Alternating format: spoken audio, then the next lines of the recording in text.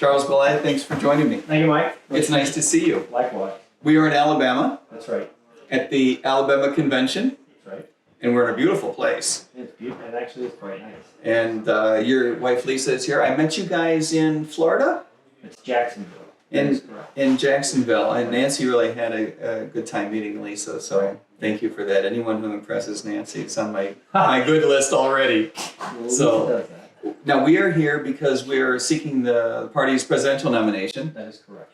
Tell me about you, I guess, okay, and working backwards if you want. So sure. So I grew up in New Orleans, right? Mhm. I am native New Orleanian, trained by the Jesuits for the most part. Nice. In high school? In high school. Uh-huh. Where'd you go after high school? I went to LSU, and Nice. then I went to University of Plymouth in England, and then I went to LSU.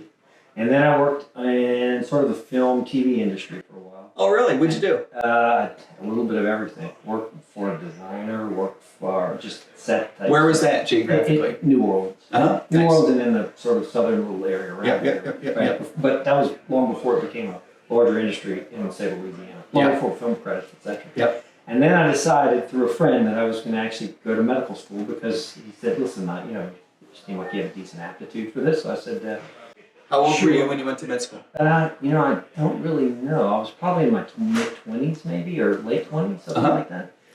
And that was at LSU? That was in Shreveport. And then I went to Baylor in Houston. Yep. Followed by California, some training, followed by having a practice in Texas. Followed And what by kind of practice? ear, nose, and throat. I do head and neck surgery. Yep. And then we moved. We have a head and neck surgeon on our campaign team. Nice. As weird as that may sound. No, that's wonderful. Hi, Eric. That's fantastic.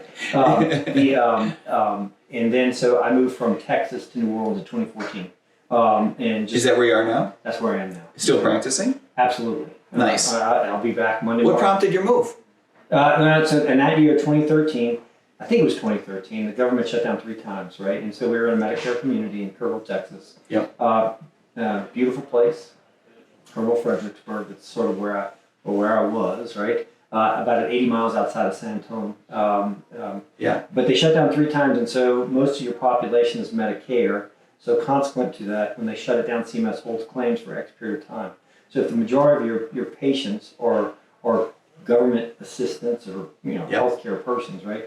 You have to wait, and so then you have to go to the bank and you say, "Hey, look, I get it. can you please give me a loan for X period of time Right. to cover the bills?" CMS will pay you. They're not paying you with extra. They're just paying you. Right. So after this 3 times, I said, this is really not. If this is something that if we're going to see medicine become something that's not stable, this is just not a tenable solution, right? Yeah. And so there was some hemming and hawing. My kids out there, and I was just like, no, I'm just basically going to go back to New Orleans. So basically, we moved back to New Orleans, and when I first moved to New Orleans, since I didn't train there, I didn't do medicine there, I was basically like, who are you?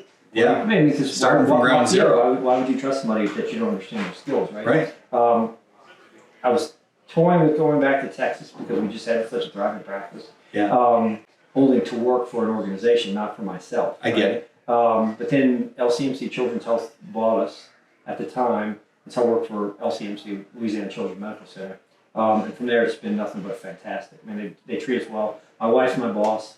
Nice. She is the manager at the office. She runs urology, ENT, a few other subspecialties. Sure. And so, so our life was fantastic. But, so that. There you go. Yeah. So Excellent. That's how I got. Okay. That's how I got where I am. Right. That sounds great. How long have you been with the Libertarian Party? About half a year, probably. Half a year. Right. Prior to that, I was an independent pretty much my entire life. Okay. And what prompted you to move to the Libertarian Party? At the time, probably a growing disdain for the fact that nothing is getting done, whether it be Republican or Democrat. Yeah. And there was actually an ad. Said. And there was an ad that came out, and I don't know when that ad was placed, but I was going through just at the time just a growing disdain of like, why is this country? Why are we going to be faced with the same 2 people we know who are going to run this fall? We're going to buy Trump, right? Yeah, so it appears. So it appears. And at the time, there's an ad.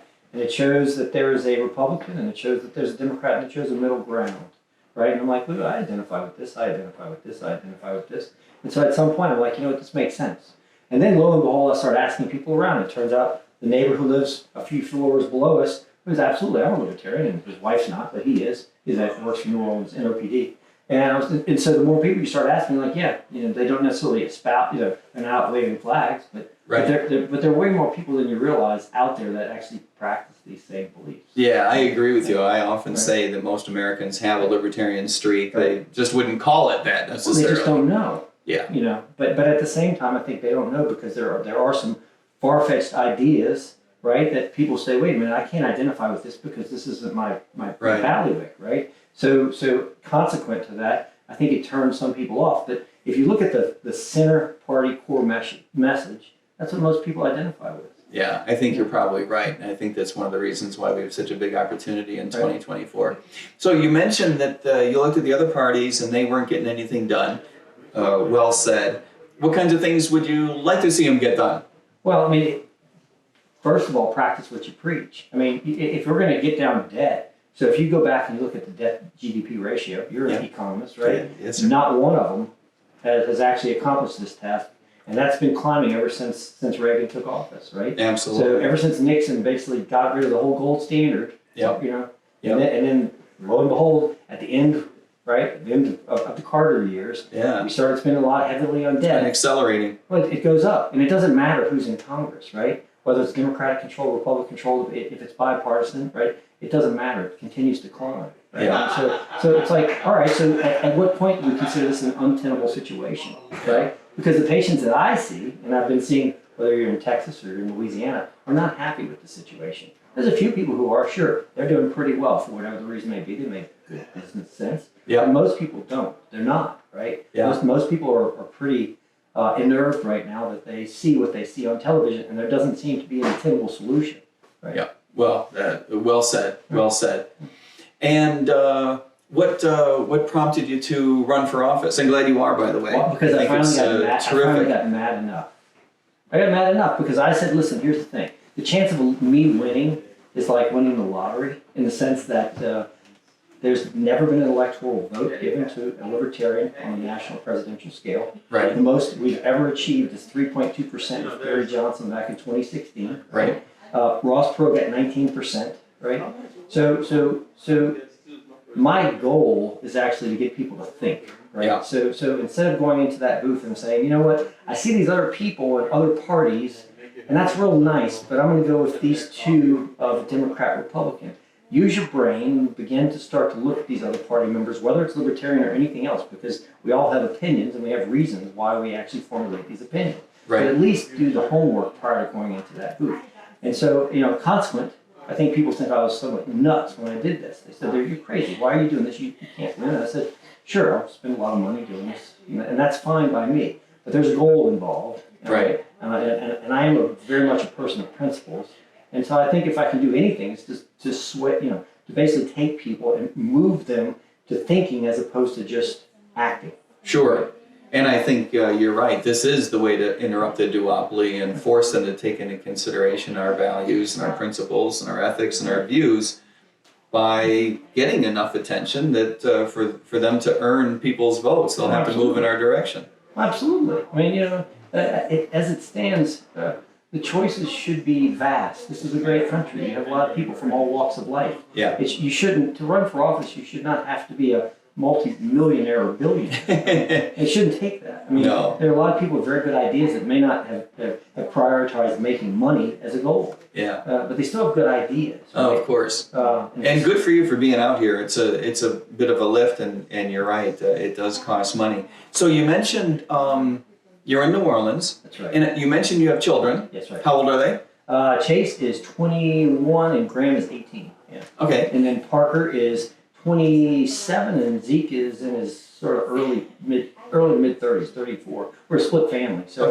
Zeke is in Austin, Parker's in New Orleans, Chase is today in Copenhagen, and Graham is in Texas. Okay, excellent. Is Graham out of high school? No, I think he'll be attending TCU. Okay. So I mean, he's almost out of high school. Almost out of high school. He's been accepted. So it's okay for you guys to be on the road? Absolutely. Absolutely. Yeah. Perfect. Good timing in that sense. You have a practice up and running. Absolutely, and it's very busy. And it's very busy. Right. So you take care of that Monday through Friday? You can go on the road on the weekends? Yes, thank God I have a partner. Okay.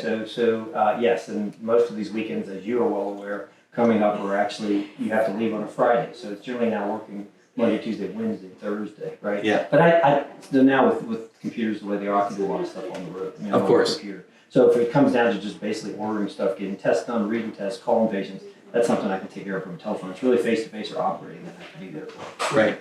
And so, how many days a week are you in the OR? or one or two, depending. I mean, it really they give me what I need based upon how busy. Certain months they know we're going to be busier or slower than others. Yeah. So, Okay, so it's fairly manageable. Okay, good.